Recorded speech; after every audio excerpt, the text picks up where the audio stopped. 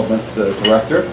Just received an award last Friday from the EDC and testimony to enormous contributions he's given to supporting business in this town. Certainly compared a lot better to the poor people in Swim who were flayed alive for being rather tardy on some permits. Anyway, Nathan, take it away. All right. Thank you, John, and I hope everyone can hear me okay. I'm going to try to stand up here, and if it's not working, let me know and I'll move over to the mic. But I really wanted to have you all think about and take a look at some of the Port Angeles trends that are occurring, and particularly looking at the years 2014 and 2015, and really watching our economy grow and see some of the changes that are taking place, because sometimes it's hard to recognize that growth and be aware of what's taking place unless you take the time to really focus on what those changes were and what's actually happening. So I have to say I'm really excited about what we've seen in 2014 and 2015, and I want to highlight some of that for you today, as well as talk about some of the projects that we have been working on over the past year, as well as some of those projects that we're going to be working on this year and beyond. So if you look at the 2014 and 2015 years, particularly when it comes to building permits, we saw the building permit value actually increase in 2014 from 11.5 million to 15 million. And in 2014, we saw a 23% increase in single-family dwelling units. I think that's really important because what we were seeing prior to 2014 was a lot of renovations and alterations to houses, not a lot of concrete development, just minor repairs and real smaller development.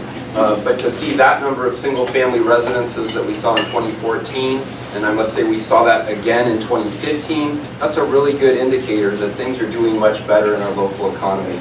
I think too, it's a great measure to see 48 new occupancy. Occupancy are a measure of new commercial businesses typically opening their doors. And what's important there is that those are all commercial properties. Some of those are moves or relocates. But in any case, it's really important to see that kind of number coming forward. And I can tell you we haven't seen those types of numbers for probably since 2008. So another really good sign. In 2015, we actually saw the permit value increase from that 15.6 million to 60 million. And let me tell you, the only higher value that we have seen at the City of Port Angeles in the city's history is when we had a $75 million application for the Nippon biomass plant in 2011. So aside from that, the 60 million is a record-setting year for the City of Port Angeles, being that it reflects multiple applications. Wow. Additionally, we saw a 13% increase in permits in 2015 as compared to 2014. Typically, we see a trend of seasonal changes relative to permit applications. This year, we saw one little blip in the month of November where things dropped down. In December, they picked right back up. And basically, we saw a continuation throughout the year of permits coming in, which was a really significant change for my department, but also a really good indicator that things are moving in a great direction for the local economy. In 2015, we had approximately 5 major projects, and Olympic Medical Center is a huge one for the City of Port Angeles. It was over $14.7 million of investment in our local community. It is going to be bringing in a number of jobs, and it's really interesting that one of the things that they did to make that campus project work for the new office building is they actually utilized one of the new policies that we developed and was approved by City Council, which is the mixed commercial overlay zoning application. It provides for a more flexible zoning standard, and they were able to utilize those new regulations to put this into play. And so we really like to see those new regulations being utilized, tried out, and see if they work. Peninsula College made a huge investment on their campus. The Composite Recycling Technology Center, I anticipate that's going to be bringing a lot more growth to our economy in the very near future. Olympic Veterinary Clinic was one of our larger private sector investments in the community. We're really happy with what they did. They did take part in our facade improvement program, and Todd Fisher, who's sitting over here, did some excellent artwork for them to improve those facade changes. And then also we saw McDonald's coming in, and as you see outside, they're actually doing a complete demolition of the site and a complete rebuild of the site there at the First and Front Street corridor. So those were our major projects in 2015. I want to go back and just make everyone aware of my departmental responsibilities. The Community and Economic Development Department covers a lot of ground, and we don't have a lot of staff, but we do a lot of diversity, and that really makes the job fun. But the building division is one of those, and building really looks at the building permits, does the inspections to make sure buildings meet code. Cultural resources, we take very seriously our responsibility relative to cultural resources in this community, particularly in the shoreline areas. And we do administer a archaeological contract with a number of different archaeological firms to make sure that we monitor when it's appropriate for specific projects in the shoreline area. Additionally, economic development is an important division that we work on, and then planning, using all those land use issues and applications and getting those processed, supporting the Planning Commission, supporting PA Forward, and other groups that do that for the city. As far as some of our larger projects, we are the administrator of the Community Development Block Grant Program for the city of Port Angeles. We administer a street tree program. Kai mentioned some of the intent with that street tree program, and there's been quite a few changes with that, including a dedicated fund should trees be damaged, that there is funding that can go into a dedicated fund to replace some of those trees in the street corridors. We have a facade improvement program.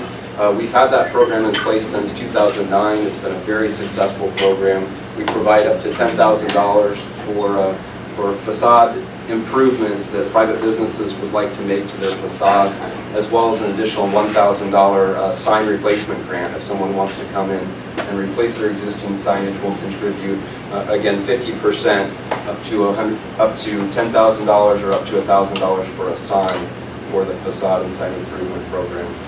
We also administer the tourism marketing and event grant contracts for the city, and that's been a new program that we've taken on. A lot of work goes into that, but we're really excited to have Vertigo Marketing on board this year. They have 5 different local subcontractors who are working very closely with them, and I anticipate we're going to have some really good results there, including a new webpage, visitportangeles.com. The Waterfront Transportation Improvement Project is also one of the capital projects that we manage, and we also work very closely with the City Attorney's Office and City Manager's Office on the harbor cleanup effort. Economic development, retention, and recruitment. It's extremely important that we work with all our partners in the community to make those successes, to make expansion successes of our existing businesses, make sure we're meeting the needs of existing businesses, and then also working to bring new businesses in that complement the existing businesses that we have. We manage over 25 different contracts in my department, as well as administer a Choose Local campaign, and we typically do periodic advertisements throughout the year on Facebook, on KONP, and in the PDN for the Choose Local campaign. And then we administer over $8 million in federal and state grants. We have quite a few planned and implemented policy changes that I think are significant, really important to point out. One of my favorites is a new system that City Council implemented last year that we're excited about, and that's the hearings examiner system.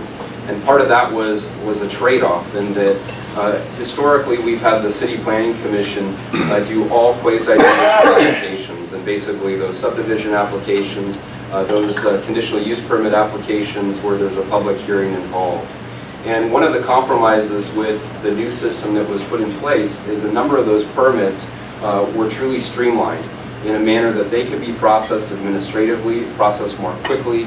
It enables us to be more responsive to the customer, and that's something that I'm really excited about.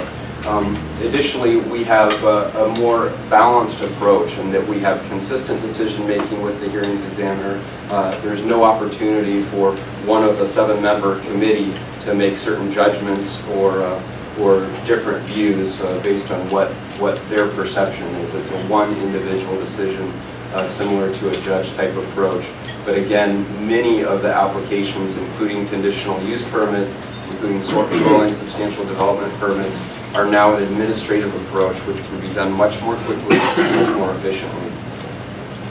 I want to talk a little bit about the cottage housing and tiny house changes that were made, and those were approved by City Council at the first meeting in January.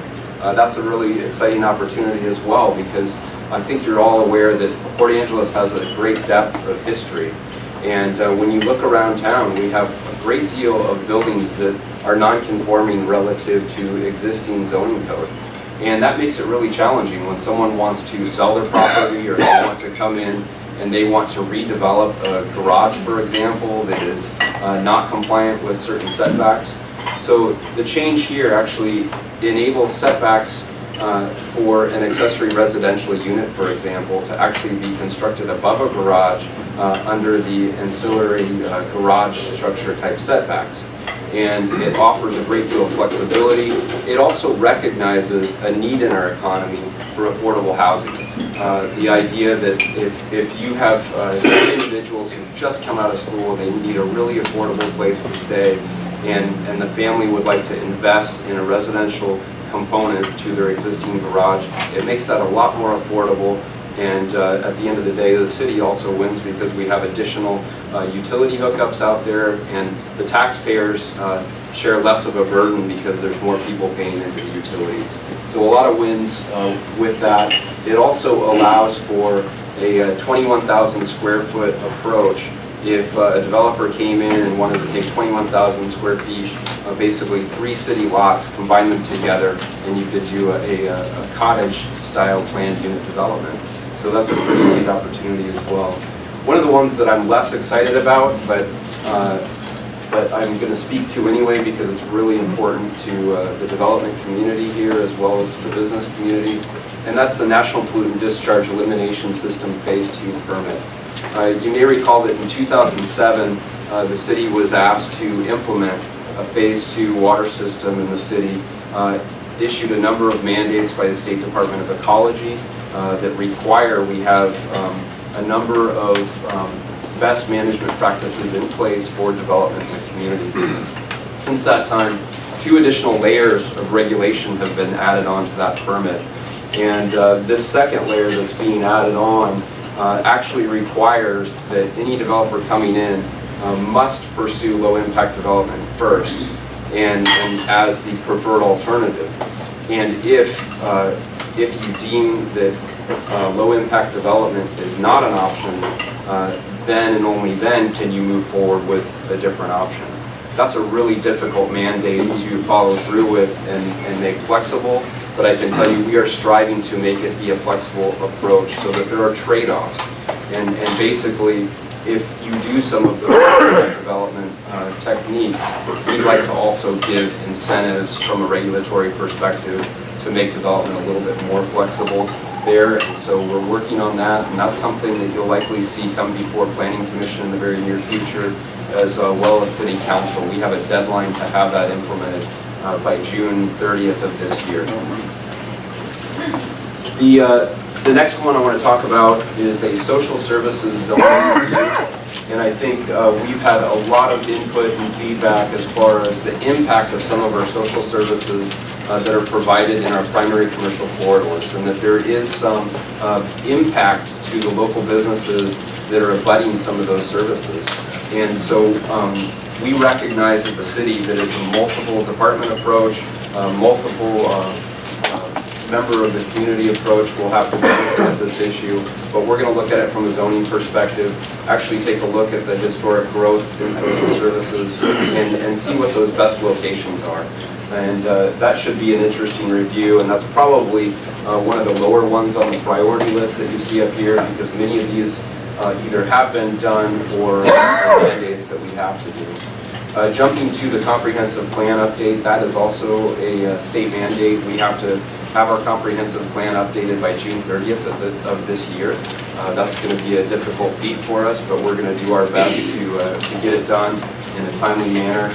Along with that state requirement, you also have to look at your critical area ordinance. Here locally, we refer to it as the environmentally sensitive area ordinance, and those have to be updated as part of the comprehensive plan update. Yes, sir? Who signs off on that? In other words, submitted to whom? So it does get reviewed by the State Department of Commerce as primarily, but it also gets circulated and reviewed by the State Department of Ecology.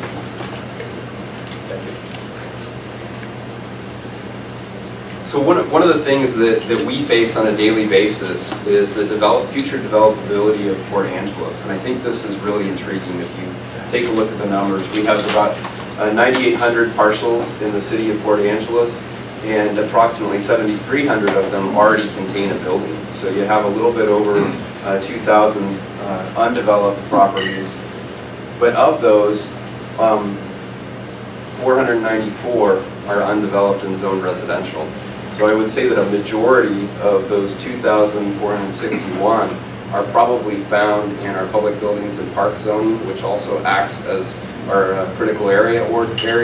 And so all the creek corridors comprise many of those 2,000 units. So there's not a lot of developability left in Port Angeles. And something that we find more and more frequently is a lot of the lots that we have out there are the more difficult ones to develop. And that's a challenge that we face daily at our front counter, because we have to work with any developer or applicant that comes in to help them find ways to make things work under existing code. And then 17 undeveloped residential residential properties that are greater than 3.44 acres. That's not a lot of larger property, not a lot of opportunity for large subdivisions in the community, and really illustrates that eventually redevelopment may become a preferred option, because there's not a lot of room to grow and expand in the form of greenfield development or large-scale subdivision expansion.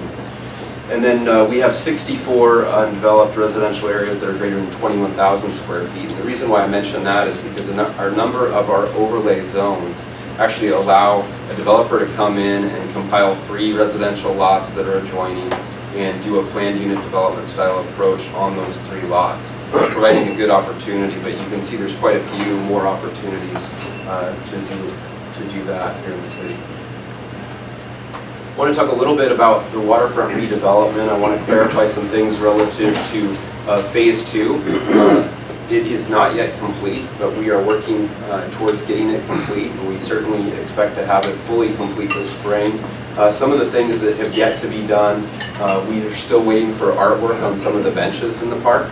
We're still waiting for the wind spires that will actually power the lighting in the park.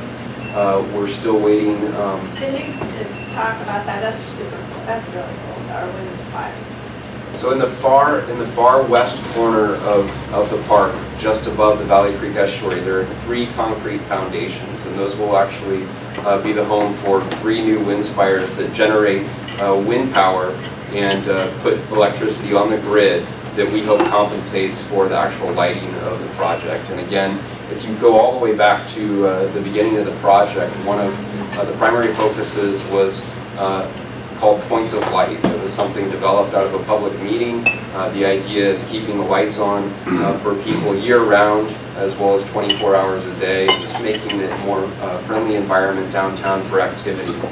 And so the lighting was really important, but we were also cognizant of the increase in cost that having to light that area might have as an impact to the city, and we wanted to compensate that, and that's why you see the wind spires there. But we've had some excellent volunteer improvements to the tower out in the park, and that's something that we're really excited about and grateful for. And I know Kai's son, Maurice, was very effective in getting that completed, and we're grateful to him for that. We also have 4 vendor locations in the park, and so this spring we'll be doing a request for proposals for vendors to actually come in and locate in the park. And whatever it might be, it may be a recreational activity, whether it's a kayak vendor who wants to allow people to kayak off the beaches, whether it's someone who wants to sell goods, whether it's a food vendor. There's quite a few options there, but we're looking for some really good proposals to do actually out in that plaza area. So that's phase 2, and if there's any other questions on that, I can come back to that if necessary. But overall, assuming phase 2 is complete this spring, we will have had 6 out of the 11 different phases completed. And I think it's important to mention that we really broke the entire project up from Hollywood Beach to Valley Creek Estuary. We designed it into 11 phases so that as we received the funding, we could move forward with little increments of the project one at a time and make it work from a funding perspective. We recognized there wasn't a lot of funding out there. We have been more successful than we anticipated with grants, and now we're over halfway there, and that's a really exciting thing. It's also important to mention along those lines that we were very proactive with the permitting, and I think many of you know we actually got the entire project permitted at once. And so we have through the end of 2017 to exercise those permits for the entire project. But I can tell you we're really happy that we went for all of them at once, because going through that process again is not something that we would want to do. There are 2 primary areas left that, again, those are also broken into multiple phases, but I think if you looked at those 2 options of what we have left as what could be a 3rd phase and a 4th phase, it would be the continuation of Railroad Avenue from Laurel Street to Lincoln Street. And the second one would be the City Pier Hollywood Beach area. And so one of those 2 would become phase 3. And at this point, more than likely it will be the City Pier Hollywood Beach area that would become phase 3.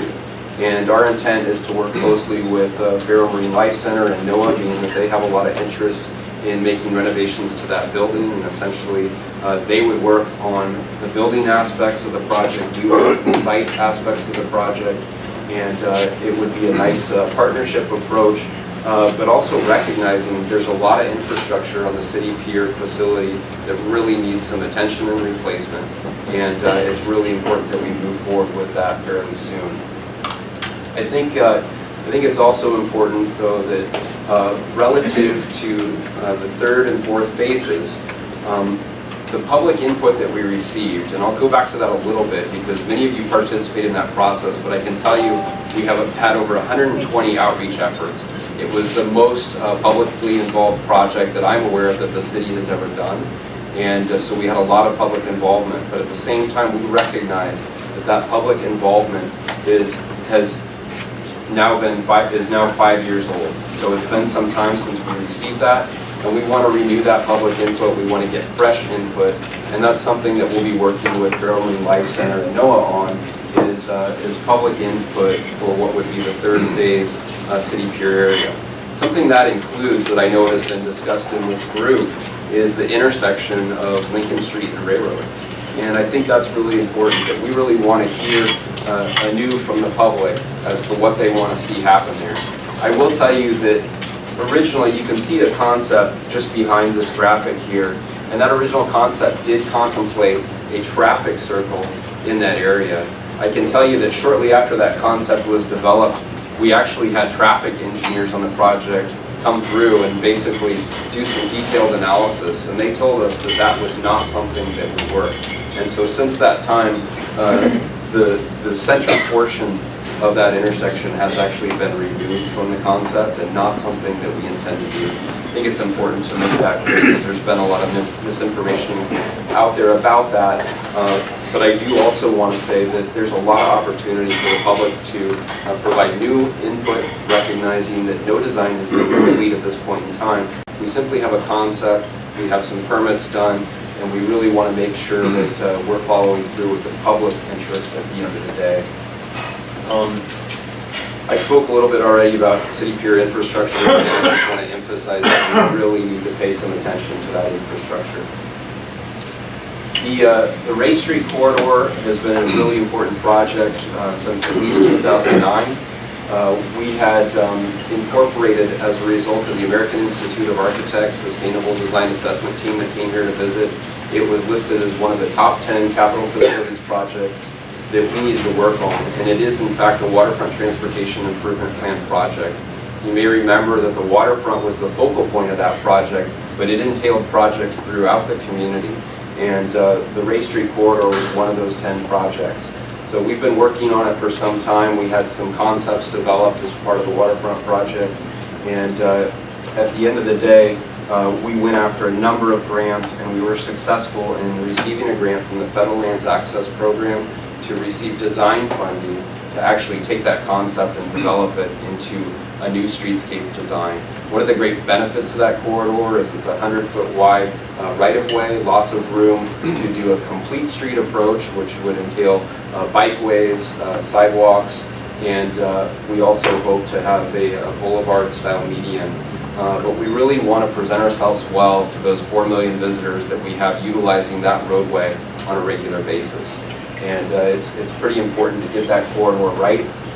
It's also important that we don't have a lot of capital to spend on streets right now. So when we see an opportunity for federal grant revenue to participate in street improvements, that's a great thing, and we want to follow through with it. City match to the $408,000 design projects is about $63,000, and that comes out of the city's real estate excise tax fund.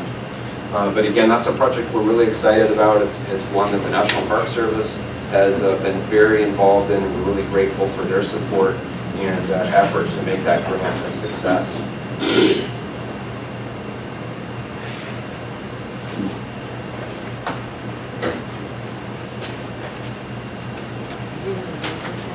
So that's what I had for you today, and I'd be happy to answer any questions that you have on what I presented, as well as things that I may not have touched on that you would have liked me to touch on.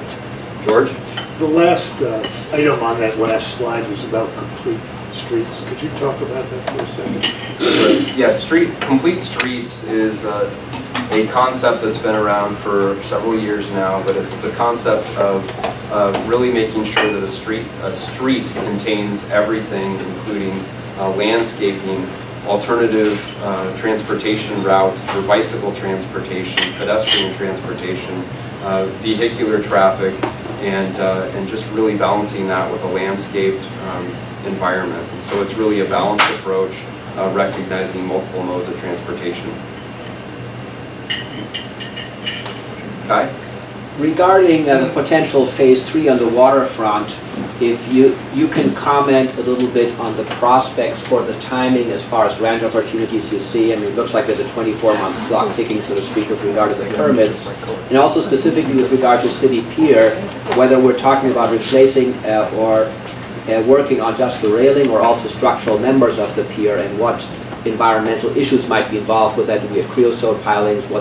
That would have to be removed, or do we not have to touch those? How big a deal is that? I know piers sometimes can have lots of regulatory ramifications when you have to do things with them. Yeah, I think Kai would probably be better for Corey Delicott, our Parks and Recreation Director, to answer the detailed questions. I know there have been some recent assessments, and relative to the timber, I think the pier is structurally sound. There's no issues there, but there's certainly a lot of maintenance that needs to happen there. I think you'll see that we are concerned long-term about the creosote there, and I think that's something likely to come up in the harbor cleanup effort as something that needs some attention, but also recognizing that it may not be the city who comes in and actually replaces and provides funding for those creosote replacements. And the 2 years we have left on the permits, what visibility, if any, do you have as to how much you think will be possible to get funded and done during those 2 years realistically? So I think realistically, these 2 remaining phases, there's some much easier ways to go about the projects that will likely make them leaner from a financial perspective. And to me, that opens the door for a lot of grant opportunities that are out there. Typically, the RCO program provides multiple grants up to $500,000. That's something that we'll be looking at closely. We'll also be looking at other federal grant opportunities that come up, but we're constantly having our eyes open, going out there looking to see what we can find. It's worked for us in the past, and I think we're going to continue to find some in the future. Thank you. Yes, Could you address commercial and industrial vacancies and underutilization? And maybe address what kinds of things are being done to attract higher tech industries, things that in fact don't have environmental impacts, major environmental impacts, don't require new buildings. It looks as if there's a lot of talent that could be forming startups, that could be collaborating, it's not happening. I do think there's a great deal of industrial land out there that is available in the city of Port Angeles. Already developed land. Already vacant, but I would say developable property.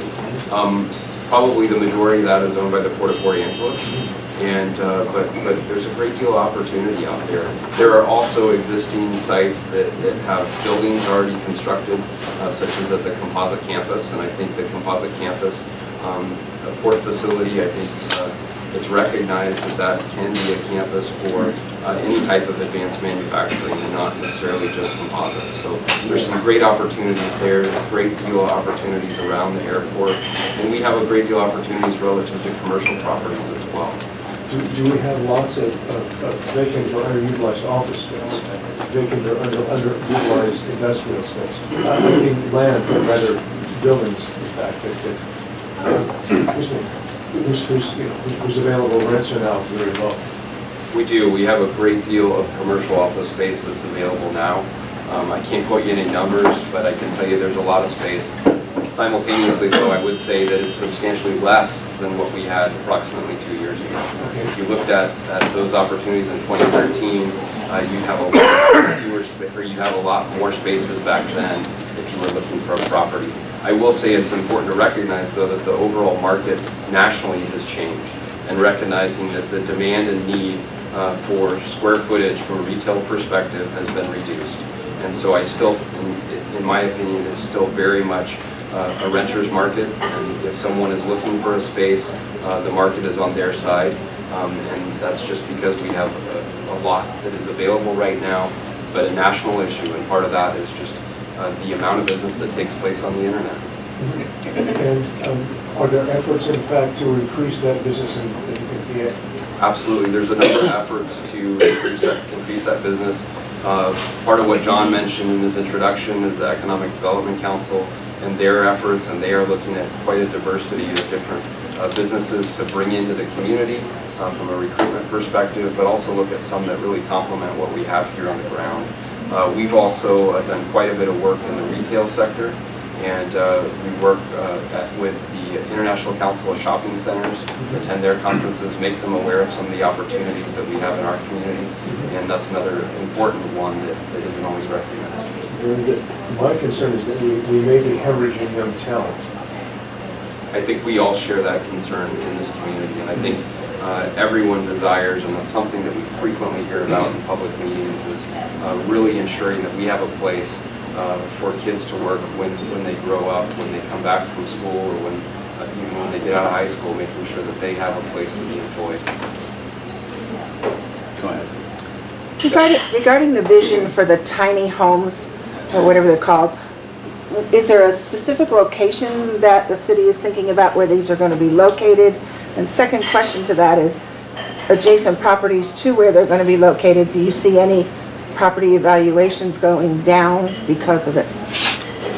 I do not see property valuations going down. In fact, some of those structures are in such need of improvement, it's actually going to be a good thing to see people able to invest in those facilities that were previously deemed to be non-conformities that couldn't be improved. So I think that's a change that will actually help property values.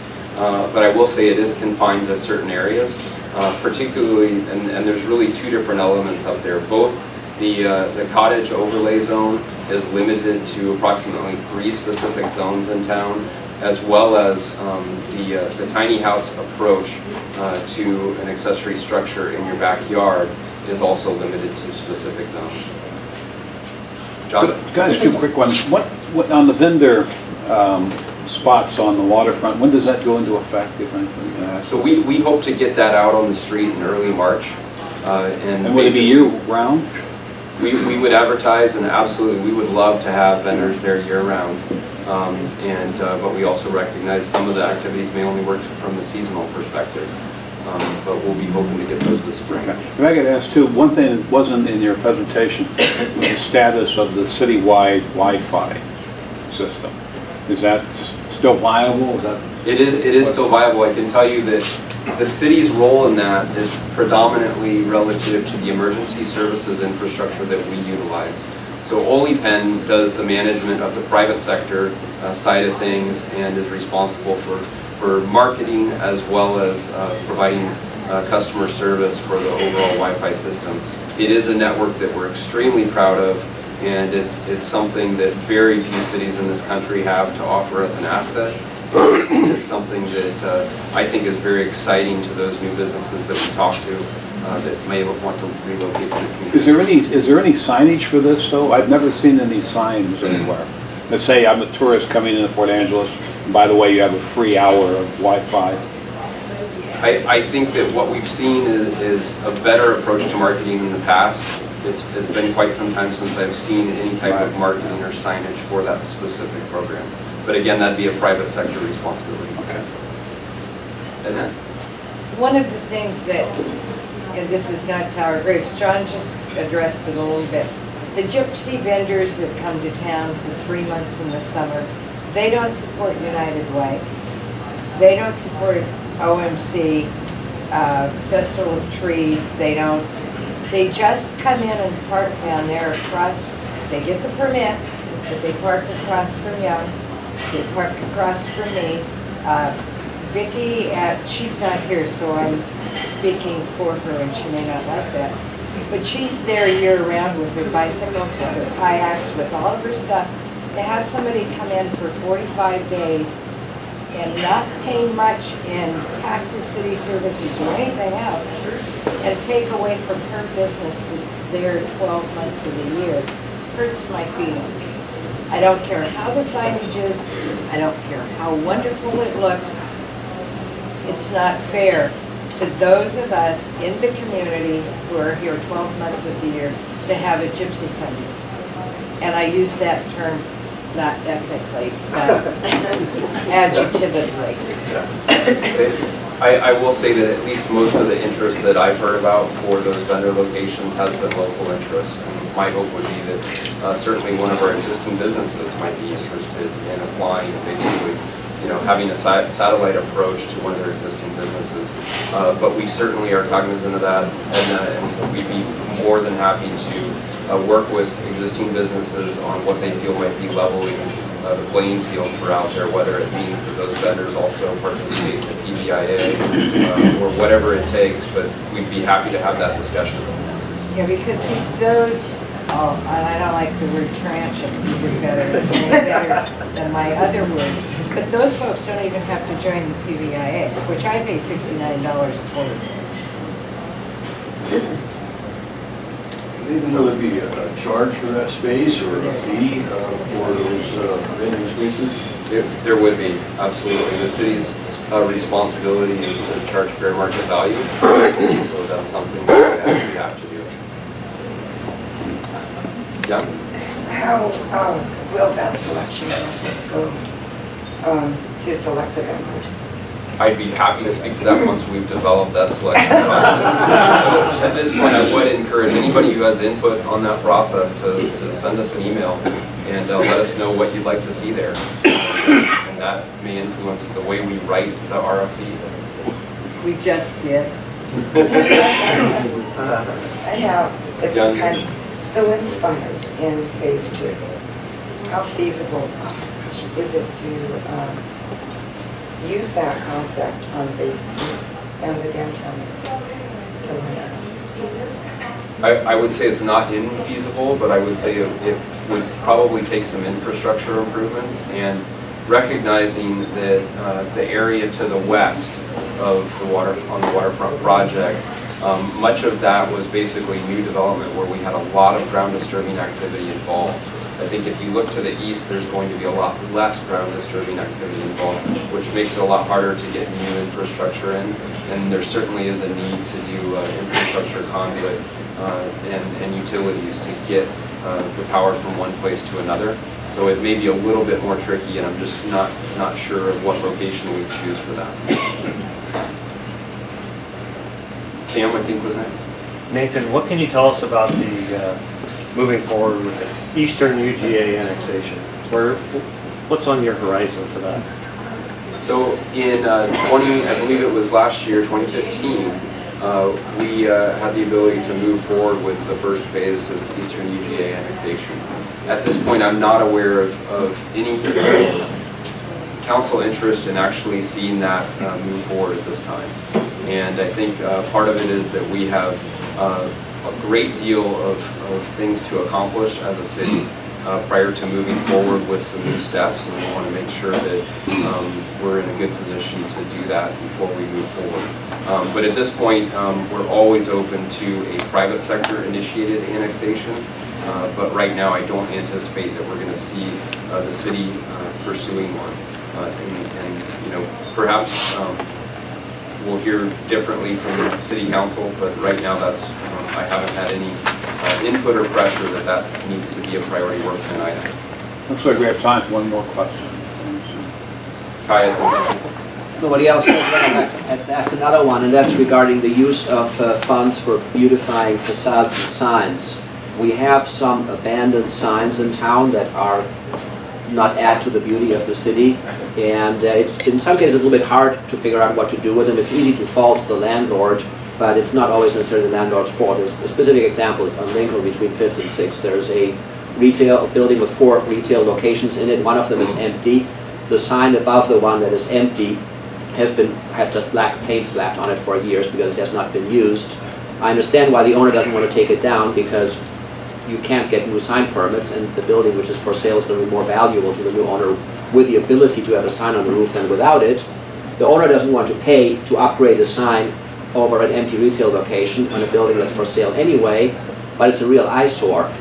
Is there any way to use the city funds for signs? The owner is very willing to consider things as long as it doesn't cost her any money.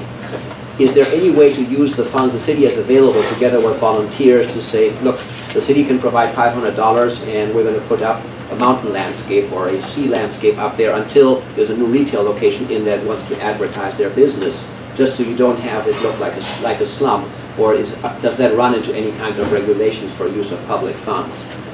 so that's certainly something that we can do. It's something we have done. So if you look at the building at Lincoln and Front Street, that was a facade improvement application to replace all those windows. And you may recall it used to be boarded up, but we actually supported that facade improvement application, recognizing that it would make the building more attractive and more likely to actually see a new business coming in and locating there. So that's something that we'd love to talk to them about. Simultaneously, we do have an enforcement responsibility. Relative to enforcement, though, we take a pretty soft hand, and we really like to work with property owners first. And the specific site that you were mentioning, that's something that where our building inspector has been working with the property owner to try to get that resolved. And again, it's a step process, and if we don't get cooperation right off the bat, then we have to take additional letter writing steps. But ideally, we'd like to start with more of a proactive approach, such as you mentioned, which would be participating in the facade or sign improvement program, where we can be out there helping them rather than asking them to comply. John says I think, yeah, and then point of privilege to add to that. You started the Lincoln conversation at first. What are we going to do about the building to the east of Matthews Lab? I hear that it's been condemned. I hear that it's been for sale. Downtown corridor, there's all kinds of things about it that the pigeons and other people just kind of live there. I can tell you, Edna, that building has been a huge issue for our enforcement efforts. And pretty much every year we enforce on that building. It's brought into compliance, and then we typically start over again several months down the road. So we are taking, and I have had discussions with the property owner, we are going to be taking a tougher approach on that building if it comes out of compliance again. But again, right now, unless you've seen something that I haven't seen, I think they pretty much have gotten it backboarded up to where there's not No, any it's issue. really messy again. Isn't it? Do we do the second story regulation? 8:30. Thank you very much. 14 was a lot of renovations and alterations to houses, not a lot of concrete development, just minor repairs and real smaller development. But to see that number of single-family residences that we saw in 2014, and I must say we saw that again in 2015, that's a really good indicator that things are doing much better in our local economy. I think too, it's a great measure to see 48 new occupancy. Occupancy are a measure of new commercial businesses typically opening their doors. And what's important there is that those are all commercial properties. Some of those are moves or relocates. But in any case, it's really important to see that kind of number coming forward. And I can tell you we haven't seen those types of numbers for probably since 2008. So another really good sign.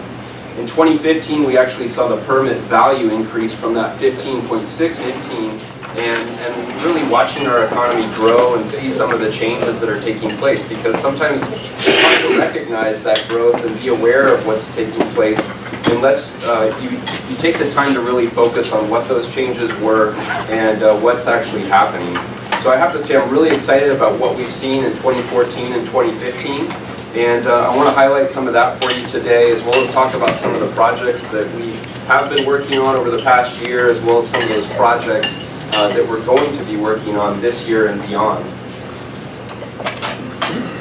So if you look at the 2014 and 2015 years, particularly when it comes to building permits, we saw the building permit value actually increase in 2014 from 11.5 million to 15 million. And in 2014, we saw a 23% increase in single-family dwelling units.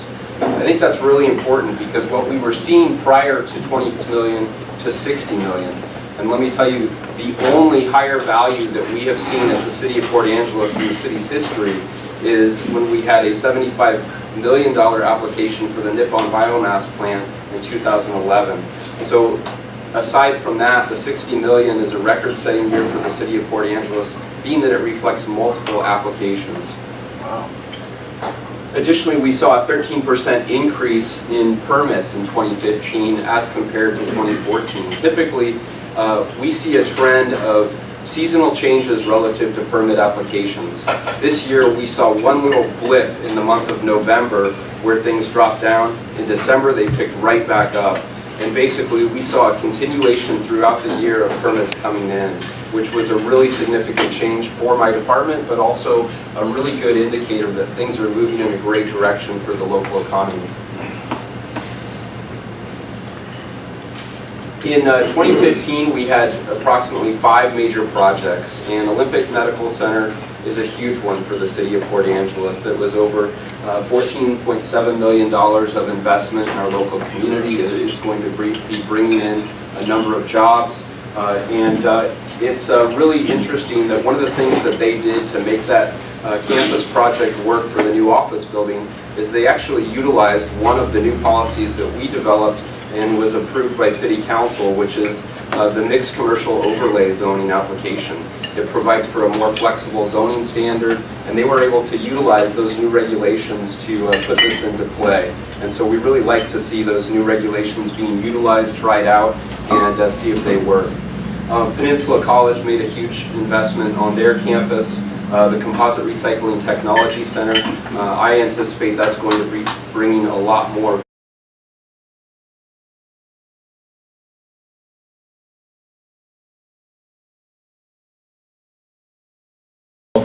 Director, just received an award last Friday from the EDC, and testimony to enormous contributions he's given to supporting business in this town. Certainly compared a lot better to the 4 people in Swim who were flayed alive for being rather tardy on some permits. Anyway, Nathan, take it away. All right. Thank you, John, and I hope everyone can hear me okay. I'm going to try to stand up here, and if it's not working, let me know and I'll move over to the mic. But I really wanted to have you all think about and take a look at some of the Port Angeles trends that are occurring, and particularly looking at the years 2014 and 2015.